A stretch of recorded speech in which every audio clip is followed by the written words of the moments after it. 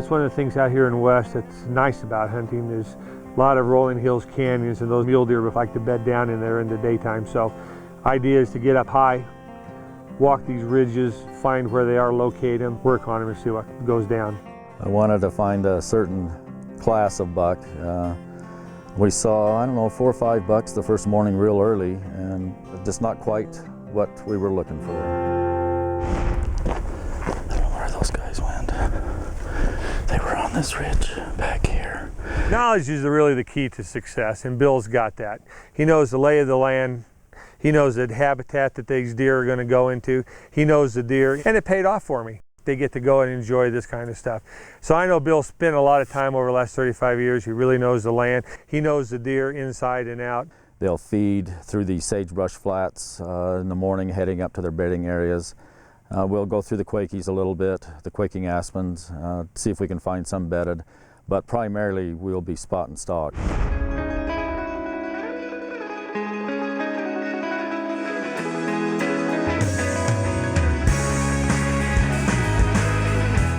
Oh.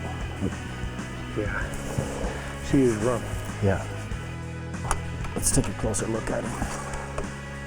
Out here in the West, one of the things you have to contend with is long-range shooting. I'm going to shoot the Browning X-Bolt Medallion in 300 WSM.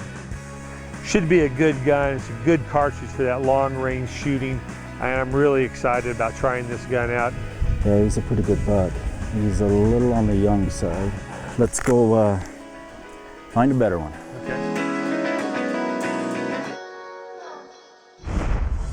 Before the hunt, LeBlanc got a chance to visit with guide Bill Norton in his office at Browning headquarters in the town of Morgan, Utah.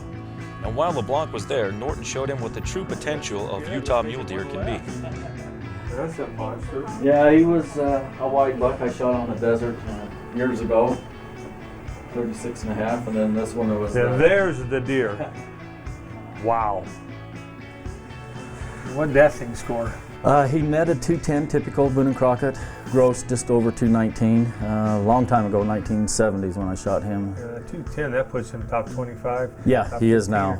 When I killed him, he was #1 in the state and #9 in the world at the time. But well, you can tell he's got everything. Yeah. Boy, he's a powerhouse.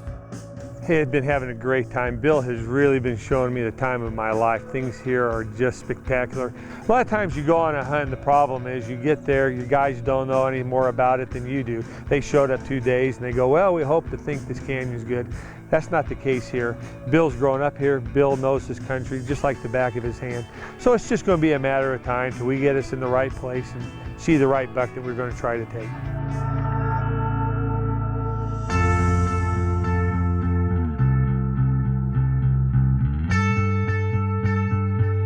Theodore Roosevelt pursued mule deer, and as explained, he hunted it in the loveliest season of the year, when it is keen pleasure merely to live out of doors.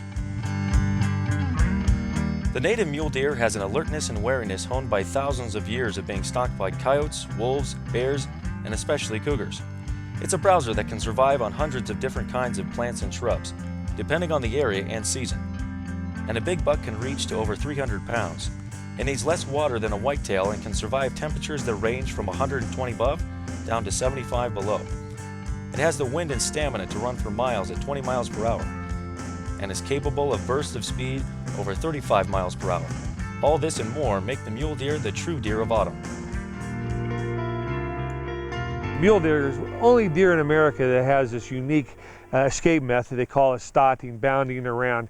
And I can watch from hours and hours and hours how they do their behavioral patterns. It's great for my bronze work. It's great for me to sit there and just observe those subtle nuances that they do that I try to recreate in my bronze to give it true meaning and true life.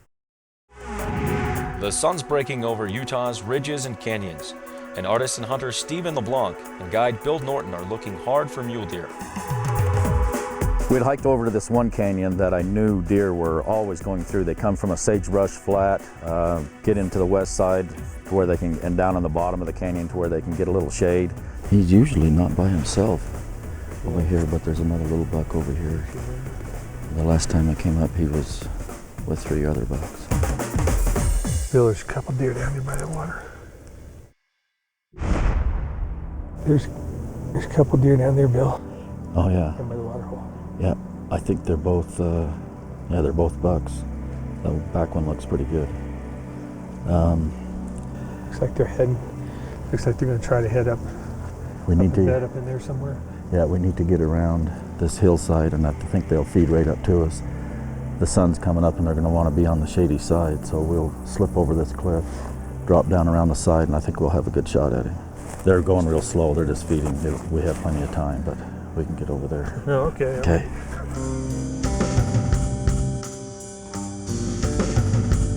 I knew where they were headed to bed, so we just took off, went up around the ridge and waited them out because they were working their way up on the back side of that ridge. Okay, we should be in the right position, Steve. This is their escape route coming up from that water hole up this sagebrush flat right here. There's a little dip right there, and the sagebrush is pretty tall. Keep an eye out. Took a little longer than I wanted it to. I was a little impatient, but Bill said, just be patient, they'll be here.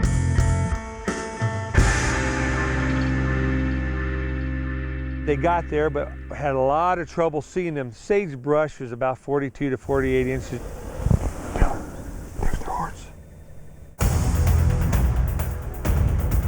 Whatever that one is right there, he's got a pretty good rack.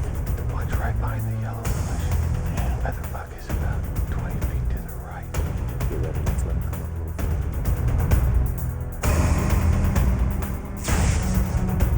Hang on, he's coming through. He's coming through. Okay, there he is. He's the buck that's looking back at us. Go ahead and take him anytime you want.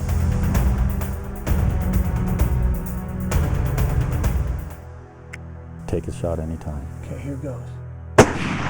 Woo, good shot. Good shot. Good shot. Keep your eye on him. Keep your eye on him. Keep your eye on him. He's going down. Yep. Yep. He's going down. Good job. Good job. Good shot. That was good. Man, did you see him get in the air? Oh my gosh, I never seen anything jump like that. That was amazing. Oh, yes. I don't think he's going anywhere, but we want to give him a little time. He's done. Oh, nice buck. Looks good. Good job. Thank you. That's terrific. It's really a good buck. I knew immediately that it was the type we were looking for. Good mass, good dark antlers, good age class. He was the perfect buck that we were looking for, so I was really tickled. 6x4, older buck. Yeah, he is. Look at his nose. Look at the purling on Yeah, him. good mass, good main beam length. Yeah, his nose, big old Roman nose on him. Oh, what a buck. Here, let me tell you, I was thrilled to death. He's on a 4x3 frame, about 27 inches wide, a spectacular Western trophy, a spectacular mule deer. I'm absolutely thrilled. Can't wait to get back here and hunt again with Bill if he'll have me. Wow. All right, good job. Well, Well, thanks. Well, we worked.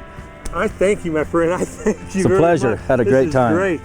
Well, now It's a we'll go great get buck. him, take care of him, and get him back, and he's going to be a great trophy on my wall. What a magnificent animal. he is pretty. All right, All right, let's my go get a friend. knife and get to work. Do it. You got it.